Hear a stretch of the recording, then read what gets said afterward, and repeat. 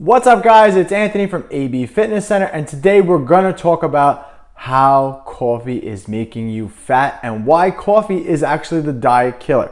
All right, so first and foremost, let me explain that what we're gonna talk about today. So I've talked about this so many other times on other videos in the channel, basically where, flexible dieting is the most important way to diet and actually lose body fat, and that there is actually no miracle foods that help you lose body fat. There's no foods that will make you gain weight. So what's the deal with this topic today, right? So what's the problem? I don't understand it. Why is coffee killing me? Why is coffee killing my gains and making me fatter? So I'm going to explain. I'll back it up and we'll make it like a story. It just makes it a little bit easier. So I had a client and this person was doing so well. They were making progress, and all of a sudden they just stopped making progress. So, I'm sitting down with them nutritionally, and we said, what's going on? What are you eating? So we look at the meal plan, we look at what they're eating on a daily basis, and everything checked out. And they just seem to be totally plateaued. So, what's the story here? Why are you getting stuck? Is there anything that you're doing differently that you're not telling me? No, this is what I'm eating. I don't understand what's going on. So I then proceeded to ask, what are you drinking? What about liquid calories? People seem to kind of forget that liquid calories are actually calories, that they actually count, that they actually make a difference. So when I asked that, I said, well, what are you drinking throughout the day? Are you drinking any juices, anything like that you're not putting on here? So, no, okay, well, I'm drinking 3 cups of coffee every day. Coffee, okay. What's in the coffee? Well, I usually have anywhere between 2 and 3 sugars with a splash of creamer. Okay. So that might be the issue right there. So what does that mean, right? So coffee, creamer, it's just, it's coffee, it's Starbucks, it's whatever. Let's do some math. So I got my clipboard here, some paper. So I'm gonna just forewarn you, if this is backwards to you guys, I'm sorry, okay? But you kind of get the idea. So let's do some math, right? So this client was having we'll go with 1 cup of coffee at a time. So 1 cup of coffee, okay? So 1 coffee, and they used about three sugars. We'll say 3 sugars, right? So in 1 packet of sugar, probably about 20 calories and 5 carbs, give or take, okay? All right, and then let's just say that the splash of creamer, because people love to do that. Just a little bit, just a splash of creamer. So 1 splash of creamer, we'll just go with it being a full serving because it's very easy to do that, is about 30 calories, 1.5 grams of fat, and about 5 carbs. All right, so I'm writing it down. Again, I apologize if this is backwards to you. I'm sorry. All right, and let's add that up. So for 1 cup of coffee, I could probably, I got to go this way. All right. We're working today. All right. So in 1 cup of coffee, there's 90 calories based on the way they're having it, right? Because coffee is actually 0 calories, but with the way that the person was having it, 90 calories, 1.5 grams of fat, okay, in the total coffee, and 20 grams of carbs, okay, in 1 coffee. Remember, this is liquid calories. You're not even feeling this. You're just sipping this. You get up in the morning, you automatically make that. And again, if you're getting too used to the amount of coffee that you're taking in, you got to watch my other video on how to detox yourself from coffee and do a coffee detox, because that's going to help you resensitize your body's tolerance to caffeine, and it will help you to get more out of your coffee. But anyway, okay, so this is what's in 1 cup of coffee. So they were having 3 to 4. So let's times this by 3 to 4 cups. All right, let's for argument's sake say they were really having 4 cups, because every time someone says 3 to 4 is usually the higher end, right? So now we just got to times this by 4. So we have 360 calories.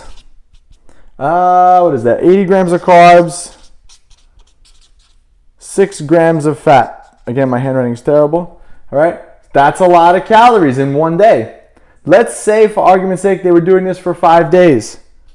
Times 5 days, 360, 1,800 calories, 30 grams of fat, and about 400 grams of carbs.